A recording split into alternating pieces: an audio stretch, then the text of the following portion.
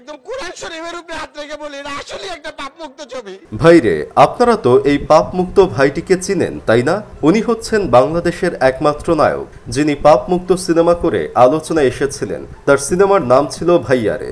এই সিনেমাটা এতটাই পবিত্র ছিল যে নায়ক 2 ঘন্টার সিনেমায় একবারও নায়িকার হাত ধরে নাই।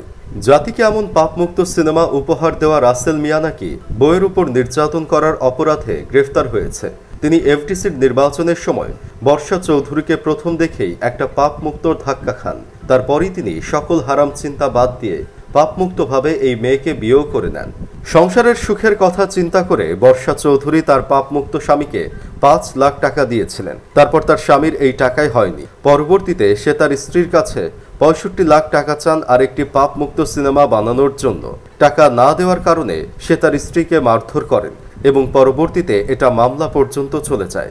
এসব দেখে আমাদের পাপমুক্ত নায়ক রাসেল মিয়াকে কেউ বলতেছে উনি তো শুধু রাসেল নয়, উনি তো রাসেল ভাইপার বটে। পাপমুক্ত নায়ক আবার এখন নিজেকে পাপমুক্ত রাখার জন্য পল্টি মারা শুরু করেছে। তিনি বিয়ের সময় বলেছিল সে বর্ষাকে প্রথম দেখার পরেই একটা ধাক্কা খেয়ে গিয়েছিল।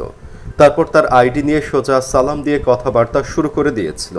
কয়েকদিন কথাবার্তা বলার পরেই তারা সিদ্ধান্ত নেয় যে তারা বিয়ে করবে, কারণ সে যে পাপমুক্ত নায়ক, প্রেম করে পাপ করতে চান না। আর মামলা খাওয়ার পর লাইভে এসে বলেছিল নির্বাচনের সময় শুধু সে তাকে দেখেছিল, তার আইডি নিয়েছিল, কিন্তু কখনো নক করে নাই। মেয়েটাই তাকে নক করেছে, এমনকি সেই তাকে বিয়ে করতে বাধ্য করেছে। পাপমুক্ত ভাই যে এক এক সময় এক এক কথা বলতেছিল, তার কি এখন মনে হচ্ছে না এসব করার কারণে তার পাপ হচ্ছে? তাছাড়া যে ব্যক্তি সিনেমা করে সিনেমা প্রচারণা করতে গিয়ে কান্না করতে করতে বলে ফেলেন এটা একটা পাপ মুক্ত সিনেমা, কিছু হলেই সে ধর্মগ্রন্থের ওপর হাত রেখে কথা বলে যান, সে কি জানে এই ধর্মগ্রন্থের মূল্য কতটুকু? ভাই, একবার চিন্তা করে দেখেন একটা মানুষের ব্রেন ঠিক কোথায় থাকলে এই ধরনের কাজ করতে পারে।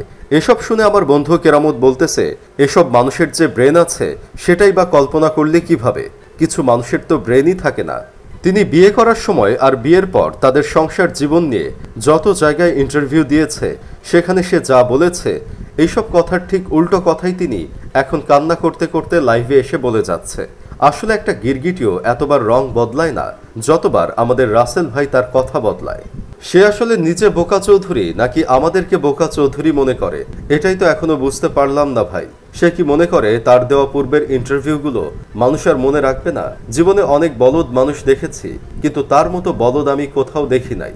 এদিকে বর্ষা চৌধুরীকে নিয়ে কেউ বলতেছে এই মহিলার জীবনে কি আর কখনো শান্তি হবে না নাকি? সামনে যাকে পায় তাকেই বিয়ে করে নিলে তো এমনই হবে।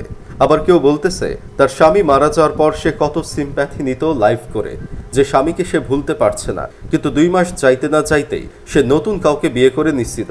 মানুষ সম্পর্কে না জেনে হুটহাট বিয়ে করলে তো এমনটাই হওয়ার কথা।